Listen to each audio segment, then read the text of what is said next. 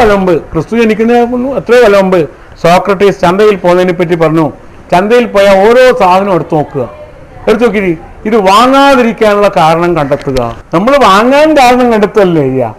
Socrates പറഞ്ഞത് എന്താ, ഇതെന്തിനാ വീട്ടിൽ ഇത് അടുക്കള ഇത്രയും സ്ഥലം കൊടുക്കില്ലേ, വേണ്ട പോട്ടെ. ഈ പച്ചക്കറി ഇതിനേക്കാൾ സ്വാദുണ്ട് വീട്ടിലെ അമരക്ക്, പിന്നെ ഞാൻ ഇങ്ങനെ ഇവിടുത്തെ ബീച്ച് ഇട്ട പയറ് വാങ്ങേണ്ട ആവശ്യം. ഇങ്ങനെ ഓരോ സാധനം കാണുമ്പോഴും നമ്മൾ വാങ്ങാതിരിക്കാൻ കാരണം കണ്ടെത്തുകയാണ് വേണ്ടത്. എങ്ങനെയാണ് കാലാവസ്ഥ നശിപ്പിക്കുന്നത്, ഒരു രാജ്യത്തെ കാലാവസ്ഥ നശിപ്പിച്ച് എങ്ങനെ പട്ടിണി ഉണ്ടാക്കാം എന്ന കാര്യമാണ് വെതർ വെപ്പൺ. അതും വേറൊരു പുസ്തകമാണ്. അഗ്രികൾച്ചറൽ പാറ്റേൺ മാറ്റി മണി സെൻറ്റേർഡായി കൃഷി. മുമ്പ് ഫുഡ് സെൻറ്റേർഡ് ആയിരുന്നു, ഭക്ഷണ കേന്ദ്രീകൃതമായ ഇതായിരുന്നു. ഇപ്പോൾ റബ്ബർ നട്ട് കൂടുതൽ കാശുണ്ടാക്കുക, അരിക്ക് വില കുറവാണ്, കുറച്ച് വിലക്ക് അരി വാങ്ങുക, ബാക്കി പൈസ മുഴുവൻ മാളിക ഉണ്ടാക്കാൻ ഉപയോഗിക്കുക, ഫ്രിഡ്ജ് വാങ്ങുക, അത് വാങ്ങുക. ഇത് കാരണം ഇത് ബഹിരാഷ്ട്ര കുത്തകൾക്ക് ആവശ്യമാണ്. അവരുടെ വാഷിംഗ് മെഷീൻ ചിലവാണെങ്കിൽ കർഷകന്റെ കയ്യിൽ പണ്ട് കാശുണ്ടാവില്ല. കർഷകന് ബാക്കിയെല്ലാം ഉണ്ട്, കാശ് കൊടുത്ത് ബാക്കിയെല്ലാം ഉണ്ട്. കർഷകന്റെ കയ്യിൽ കൂടുതൽ കാശെടുത്തി കഴിഞ്ഞാൽ അവൻ ഉടനെ ജീവിത ശൈലി മാറ്റും. അവൻ വാഷിംഗ് മെഷീൻ വാങ്ങിക്കും. അവൻ എന്തൊക്കെ വിലപിടിപ്പുള്ള സാധനം ഉണ്ടോ വീട്ടിൽ ഒരു കാര്യവും ചെയ്യില്ലെങ്കിൽ ഇതൊക്കെ വാങ്ങിക്കും. വീടിൻ്റെ പെയിന്റ് കടി ചോപ്പൊക്കെ ആയിക്കളയും. കാരണം കർഷകന് ചോപ്പ് നിറം കൊണ്ട് ന്യൂറോസിസ് വരുന്നുള്ളത് അറിഞ്ഞുകൂടാ. തലച്ചോറ് രോഗം ഉണ്ടാകുന്നുള്ള കാര്യം കർഷകൻ അറിഞ്ഞുകൂടാ. അതുകൊണ്ട് കർഷകനെ പറ്റിക്കാം. ഇത് പച്ചപ്പായൽ ശല്യം ഉണ്ടാവില്ല എന്ന് പരസ്യം ചെയ്താൽ വാങ്ങി ചുവൻ അങ്ങ് തേച്ചോളൂ. പല രീതിയിൽ ഒരു ഉപയോഗമില്ലാത്ത സാധനങ്ങൾ കൊണ്ട് വീട് നിറക്കാൻ പറ്റും. ഒരു കൊല്ലം കഴിഞ്ഞ് ടി വിയുടെ മോഡൽ മാറി, ഉടനെ ടി വി മാറ്റാൻ പറയും മക്കൾ. അച്ഛാ ഈ ടി വി ഗുണമില്ല, ഇങ്ങനത്തെ ടി വി വന്നിട്ടുണ്ട്, ലിക്വിഡ് ക്രിസ്റ്റൽ ടി വി വന്നിട്ടുണ്ട്, അതാ വേണ്ടത് ഇനി എന്ന് പറയും. അപ്പോൾ മക്കളെല്ലാവരും കൂടി നിർബന്ധിക്കും. അച്ഛൻ്റെ കയ്യിൽ കാശുണ്ട്, റബ്ബർ അല്ലെങ്കിൽ ഏതെങ്കിലും രീതി കാശ് വരും, ആ കാശ് കൊടുത്ത് വാങ്ങിക്കും.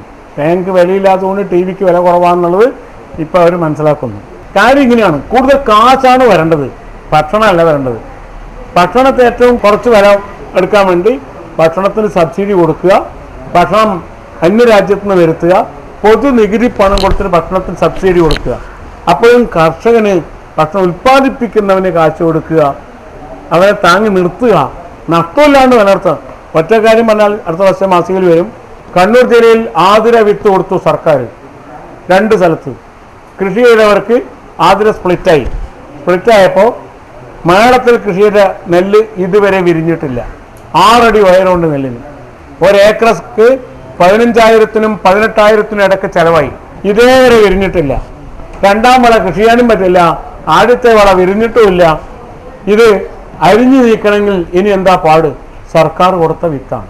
കൃഷി വകുപ്പിൽ പോയി കംപ്ലൈൻറ്റ് ചെയ്യാൻ പറഞ്ഞു. ഞങ്ങൾ പോയി കംപ്ലൈൻറ്റ് ചെയ്താൽ പറഞ്ഞ ഇതിന് നഷ്ടപരിഹാരം തരാൻ വകുപ്പില്ല, നിങ്ങളിത് പുറത്ത് പറയരുത് എന്നാണ്. ആട്ടെ, ഞങ്ങൾ ആത്മഹത്യ ചെയ്ത നഷ്ടപരിഹാരം കിട്ടും, അത് കിട്ടും, മുഖ്യമന്ത്രി 5 ലക്ഷം ഉറുപ്പിക തരും. ഇപ്പോൾ കർഷകൻ എന്താ വേണ്ടത്?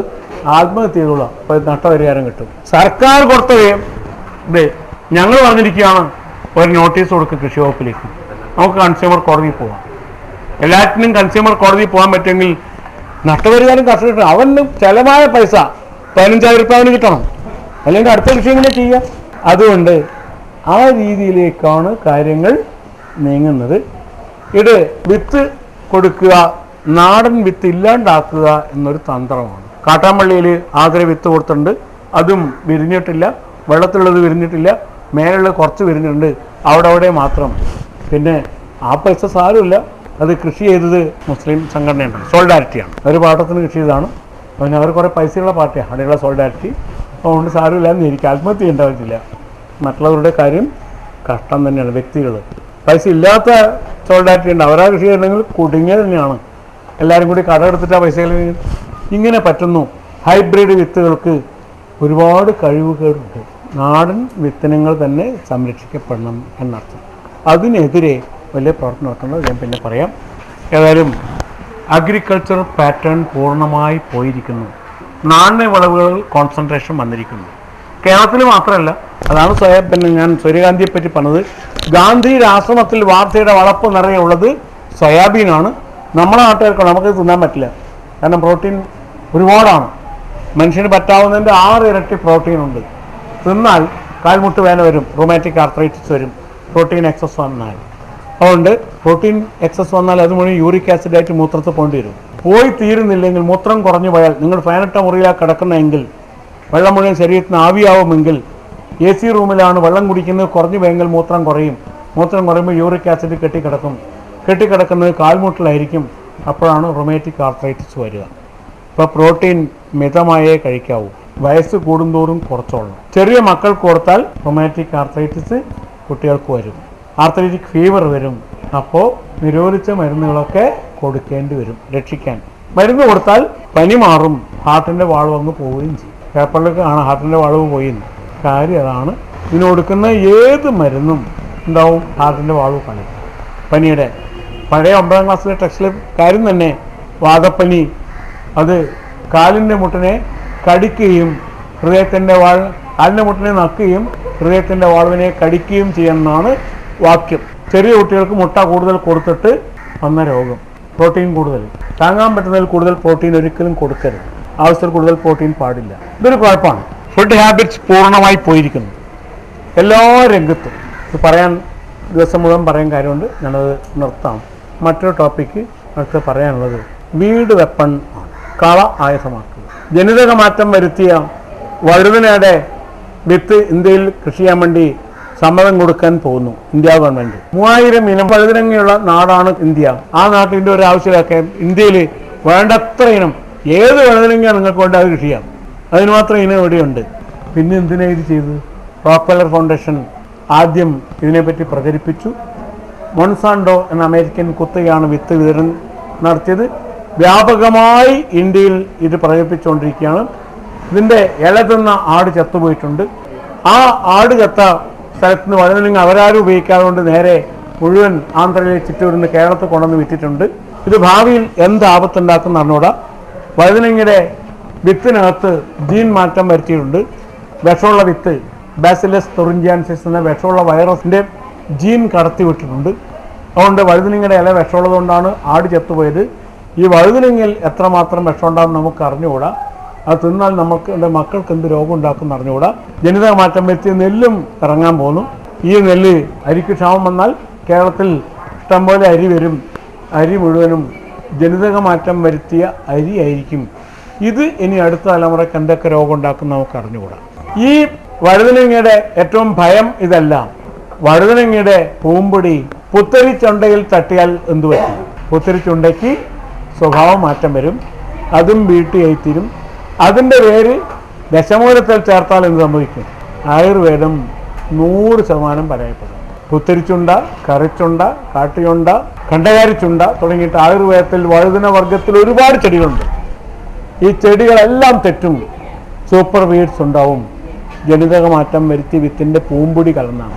നമ്മൾ നട്ടുണ്ടാക്കുന്നില്ല. വളപ്പിൽ വഴുതനയുണ്ടായി അതിന് പൂമ്പൊടി കാറ്റിൽ പറന്നാൽ പോലും അല്ലെങ്കിൽ തേനീച്ച കുടിച്ചാൽ പോലും കണ്ടറിയേണ്ടതാണ്. തേൻ കുടിച്ചാൽ തേനീച്ച എത്തുപോകുന്നത്. ഏതായാലും ബഹിരാഷ്ട്രക്കുത്തകൾക്ക് ആധിപത്യം കിട്ടിയിരിക്കുന്നു.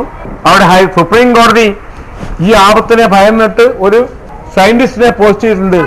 ജനിതക മാറ്റം വരുത്തിയ വിത്തുകൾ പ്രയോഗിക്കാനുള്ള കമ്മിറ്റിയിൽ ഒരു സയന്റിസ്റ്റിനെ സുപ്രീം കോടതി നിയമിച്ചതാണ്, ഡോക്ടർ പുഷ്പ ഭാർഗവ. അദ്ദേഹം 100% എതിർത്തിട്ടും ഇന്ത്യയിൽ ജനിതക മാറ്റം വരുത്തിയ വിത്തുകൾ ഇറങ്ങുകയാണ്. അതിൻ്റെ പൂമ്പൊടി തട്ടിയാൽ, ഇപ്പം അത്തരം ഒരു നെല്ലിൻ്റെ പൂമ്പൊടി തട്ടിയാൽ എന്ത് പറ്റും? സാധാരണ നെല്ല് വിരിയില്ല, അത് പുല്ലായി മാറും. സാധാരണ പുല്ല് നശിക്കില്ല. സാധാരണ പുല്ലിന് പ്രത്യേകമുണ്ട്. മഴ നിന്നാൽ പുല്ലം കുണങ്ങിപ്പോൾ വളപ്പിൽ. പക്ഷേ ഈ പുല്ലുകൾ നശിക്കില്ല. സൂപ്പർ വീഡ്സ് എന്ന് പറയും. നമ്മൾ വിചാരിക്കാത്ത കളകൾ ഉണ്ടാവും. ഒരിക്കലും നശിപ്പിക്കാൻ പറ്റാത്ത കളകൾ വരും. അപ്പോൾ എന്ത് വേണ്ടി വരും? ഇവൻ്റെ കളനാശിനിയെ തന്നെ ആശ്രയിക്കും. റൗണ്ടപ്പോ ഏജൻ്റ് ഓറഞ്ചോ പല പേരുള്ള കളനാശിനികൾ ഉണ്ട്. ഇതിനെ ആശ്രയിക്കേണ്ടി വരും. ചിലപ്പോൾ അതാണോ ഉദ്ദേശം എന്ന് വെച്ചാൽ അറിഞ്ഞുകൂടാ. ഏതായാലും ആയുർവേദം പരാജയപ്പെടാൻ വന്നു. ഇതിനെതിരെ പ്രൊട്ടസ്റ്റ് ചെയ്യേണ്ടത് ആയുർവേദ വൈദ്യന്മാരാണ്. എന്തോ കഥ, എവിടെയോ ഇരുന്ന് ആരോ ഉണ്ടാക്കി എന്തോ കുപ്പി കലക്കി കൊടുത്ത് ചികിത്സിക്കുന്നവന് ഇവിടെ സംഭവിക്കുന്ന എന്താണ് എന്ന് അറിഞ്ഞുകൂടാ. അതുകൊണ്ട് തന്നെ ആയുർവേദം 90% 100% പരാജയപ്പെടും. ഇനി ദശമൂലാരിഷ്ടം ഉണ്ടാവില്ല. കാരണം ചെറുവഴുതിനെ കിട്ടില്ല, ചെറുവഴുതിനെ പോയില്ല, പുത്തിരിച്ചുണ്ട ഉണ്ടാവില്ല.